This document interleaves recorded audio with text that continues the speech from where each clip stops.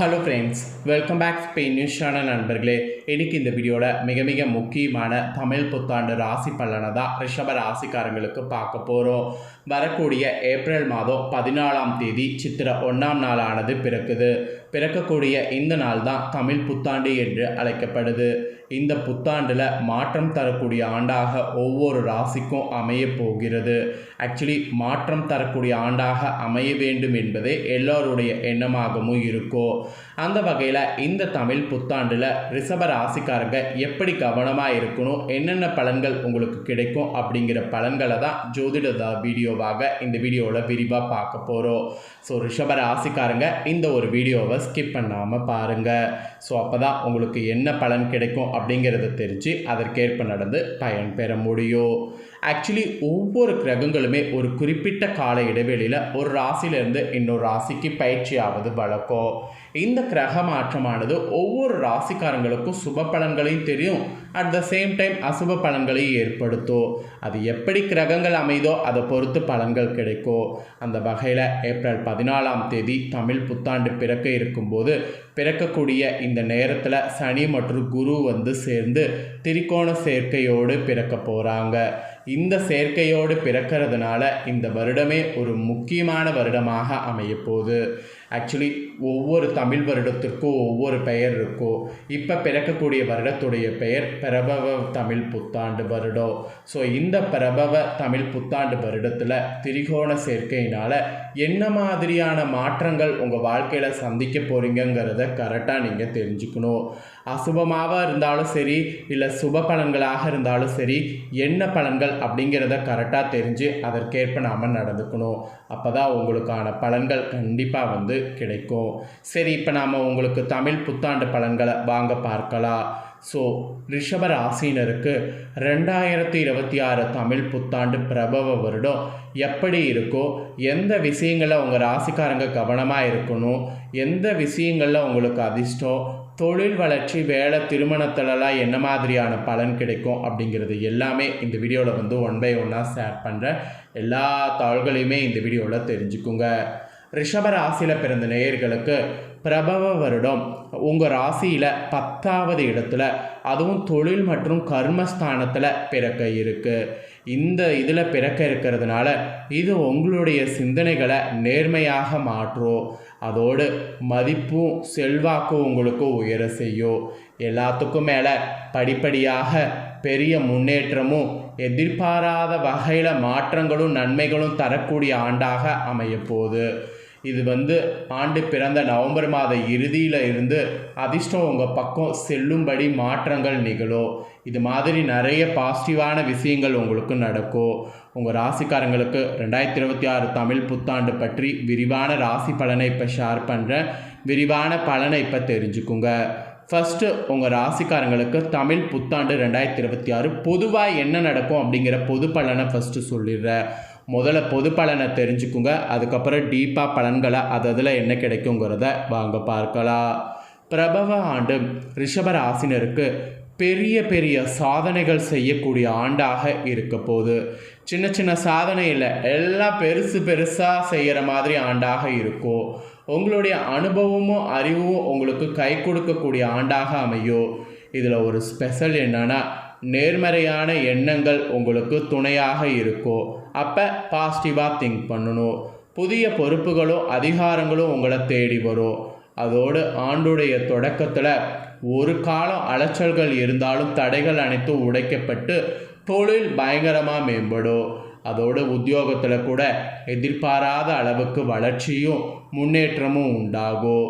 பொதுவாக உங்களுக்கு இந்த ஆண்டில் பிரபலங்களுடைய நட்பு கிடைப்பதோடு வெளிவட்டாரத்தில் உங்களுடைய மதிப்பு பன்மடங்கு உயரும். அதோடு செல்வாக்கு மிக்க நபர்களுடைய அறிமுகமும் நட்பும் கிடைக்கும்.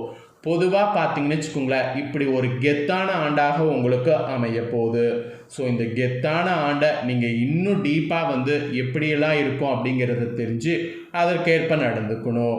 ஃபஸ்ட்டு உங்கள் ராசிக்காரங்களுக்கு பணவரவு பொருளாதாரம் தமிழ் புத்தாண்டு 2026 எப்படி இருக்குங்கிறத சொல்கிறேன். பணவரவு பொருளாதாரம் எப்படி இருக்கும் அப்படிங்கிறத உங்கள் ராசிக்கு தெரிஞ்சுக்குங்க. உங்கள் ராசிக்கு பணவரவு பொருளாதாரம் எப்படி இருக்குங்கிறத தெரிஞ்சுக்கிறது ரொம்பவே ஈஸியாக உங்களுக்கு பணவரவை சேமிக்கிறதுக்கு உதவியாக இருக்கும். உங்கள் ராசியை பொறுத்த வரைக்கும் பிரபவ வருடம் பணவரவு பொருளாதாரம் அனைத்துமே பயங்கரமாக மேம்படும். உங்கள் திறமைக்கு ஏற்ப ஊதியமானது உங்களுக்கு கிடைக்கும். வருமானம் சூப்பராக அதிகரிக்கும். சனி பகவான் லாப வீட்டில் இருப்பதால் பல வாய்ப்புகள் உங்களை தேடி தானாக வரும். கடனை அடைக்க சொத்துக்களை விற்ற நிலம் மாறி நிதி நிலைமை உங்களுக்கு சீராகும். திடீரென பணவரவு ஏற்படுவது, நவீன சாதனங்கள் மற்றும் வீட்டு உபயோகப் பொருட்கள் வாங்கிறது, இந்த மாதிரி எல்லாமே வாங்கி மகிழ்ச்சியாக இருக்கலாம். ஆனால் குரு உச்சம் அடைவதால் கடன் வாங்கக்கூடிய சூழல் அல்லது ஏதேனும் நெருக்கடி ஏற்படலாம். ஸோ பண விஷயங்களில் குறிப்பாக கடன் கொடுப்பதில் யாருக்காகவும் சாட்சி கையெழுத்திட வேண்டாம். உறவினர்களால் வீணான தேவையற்ற விரைய செலவுகள் வரக்கூடும். அதனால் உறவினர்களை நம்ப வேண்டாம். ஸோ பணம் பொருளாதாரத்தில் பொறுத்த வரைக்கும் சிக்கனம் தேவை. சிக்கனங்கிறது ஒன்று இருந்தால் நீங்கள் நினச்ச மாதிரி பணம் பொருளாதாரத்தை ஓரளவு மேனேஜ் பண்ணலாம். ஸோ சிக்கனமாக இருக்க முயற்சி பண்ணுங்கள். ரெண்டாவது, உங்கள் ராசிக்கு திருமணம், குடும்பம், குழந்தை பாக்கியம், இதில் என்ன மாதிரியான பலன் கிடைக்குங்கிறத சொல்கிறேன். இதில் என்ன மாதிரியான பலன் கிடைக்குங்கிறத தமிழ் புத்தாண்டில் தெரிஞ்சுக்குங்க. இந்த 2026 கணவன் மனைவியிடையே இருந்த நிறைய கருத்து வேறுபாடுகள் நீங்கி மகிழ்ச்சிங்கிறது உங்களுக்குள்ள அதிகரிக்கும். பிரிந்திருக்கக்கூடிய தம்பதிகள் ஒன்று சேர நிறைய வாய்ப்பு இருக்குது. பிள்ளைகளால் சமூகத்தில் ஒரு பெருமையானது உண்டாகும். இதில் ஒரு ஸ்பெஷல் என்னென்னா திருமணம் கைகூடும். 2ஆம் திருமணம் கூட தடையின்றி உங்களுக்கு நடக்கும். நீண்ட நாட்களாக குழந்தை வர வேண்டி காத்திருந்த உங்கள் ராசிக்காரங்களுக்கு இந்த தமிழ் வருடத்தில் மழலை செல்வம் கிடைக்கும். உங்களுடைய சகோதர சகோதரிக்கு திருமணம் ஆகாமல் இருந்தால் அதுவும் கைகூடும். இதில் ஜூன் மாதம் முதல் அக்டோபர் மாதம் 2026 வரை அவ்வப்போது வீண் விவாதங்கள் வரலாம். ஸோ அதில் கொஞ்சம் கவனமாக இருக்கணும். உடன் பிறந்தவர்களோடு சொத்து பிரச்சனைகள் ஏற்பட வாய்ப்பு இருக்கிறதால அதில் நிதானம் தேவை. அம்மாவின் ஆரோக்கியத்தில் கூடுதல் அக்கறை காட்டணும். ஸோ குடும்ப ரீதியாக கொஞ்சம் கேர்ஃபுல்லாக இருக்கணும் என்பது வரக்கூடிய ஆண்டுக்கு குறிப்பிடப்பட்டிருக்கு. ஸோ கேர்ஃபுல்லாக இருங்க. அப்புறம் நெக்ஸ்ட்டு வேலை, வியாபாரம், தொழில், இதில் என்ன பலன் கிடைக்குங்கிறத உங்களுக்கு இந்த ஆண்டுக்கு சொல்கிறேன். இதில் என்ன பலன் கிடைக்குங்கிறத தெரிஞ்சுக்குங்க. உங்கள் தகுதிக்கேற்ற பதவி உயர்வு மற்றும் சம்பள உயர்வு தமிழ் புத்தாண்டு பிறந்ததுக்கு பின்னாடி கிடைக்க போகுது. பழைய சம்பள பாக்கிகள், வரவேண்டிய தொகைகள், இதெல்லாம் உங்கள் கைக்கு வந்து சேரும். உங்களை தொந்தரவு செய்த மேலதிகாரிகள்லாம் இருக்காங்களா, அவங்க மாற்றப்படுவாங்க. பொதுவாக வேலைபளு இருந்தாலும் வருமானம் உயரும். ஒன்றுக்கும் மேற்பட்ட வழிகளில் வருமானம் ஈட்டுவீங்க. புதிய விளம்பர உக்திகளை கையாண்டு லாபத்தை இது பண்ணிங்கன்னா அதிகரிக்கலாம். இரும்பு, கெமிக்கல், மீடியா, உணவு தொழில், இதிலெல்லாம் அதிக லாபம் கிடைக்கும். வெளிநாட்டு தொடர்புடைய புதிய ஒப்பந்தங்கள் கையெழுத்தாகும். கலைஞர்களுக்கு கூட புதிய வாய்ப்புகள் தேடி வரும். புகழ், கௌரவம், செல்வாக்கு, இது எல்லாமே இந்த டைம் கூடும். ஸோ தொழில், வேலை, வியாபாரத்தில் இந்த மாதிரி தான் உங்களுக்கு பலன்கள் இந்த ஆண்டு கிடைக்க போகுது. இவ்வளோ நேரம் பாசிட்டிவாக எல்லாத்தையும் பார்த்தோம். இப்போ கவனமாக இருக்க வேண்டிய விஷயங்கள்னு இருக்குது.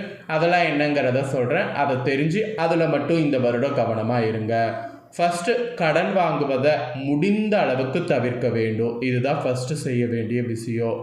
ரெண்டாவது, யாருக்கும் பரிந்துரை செய்வதோ ஜாமீன் போடுவதோ கூடாது. அது பண்ணிங்கன்னா ரொம்ப ஆபத்து. அப்புறம் உடல் ஆரோக்கியத்தில் கவனம் தேவை. வேலை பளுவால் தூக்கம் கெடும். வேலை பளு அதிகம் இல்லாமல் பார்த்துக்குங்க. உங்கள் அம்மாவுடைய உடல் நலத்துலேயும் நவம்பர் மாதம் வரை நீங்கள் கவனமாக இருக்கணும். அதுவும் தாய்வழி உறவினர்கள் மற்றும் சகோதரர்களுடன் மனக்கசப்புகள் மற்றும் கருத்து வேறுபாடுகள் வர வாய்ப்பு இருக்குது. அவங்கக்கிட்டலாம் கொஞ்சம் ஒரு அடி தள்ளி இருங்க. இந்த வருடம் கவனமாக இருக்க வேண்டிய விஷயங்கள் இதெல்லாம் தான். ஸோ தமிழ் புத்தாண்டு ராசி பலனை தெளிவாக உங்களுக்கு சொல்லிட்டேன். இதற்கேற்ப நடந்து பலன் பெறுங்க. பரிகாரமாக இந்த ஆண்டு பிறந்ததுக்கு பின்னாடி நீங்கள் பண்ண வேண்டியது என்னென்னா, ஸ்ரீரங்க ரங்கநாதரையும் மகாலட்சுமி தாயாரையும் தரிசனம் செய்யணும். அப்படி இல்லைன்னா காஞ்சிபுரத்தில் ஏகாம்பரேஸ்வரர் இருக்கிறார்ல, அவருடைய கோவிலுக்கு செல்லணும்.